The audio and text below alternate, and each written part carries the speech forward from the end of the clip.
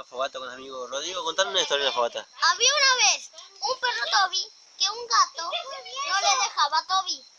Pero el gato comió un loro y el perro... Pero el perro Toby se lo comió al gato. Pero Toby, se solucionó el problema con el gato. Acá tenemos más llamas para el fuego de ronda de amigos. ¿La ponemos a apagar?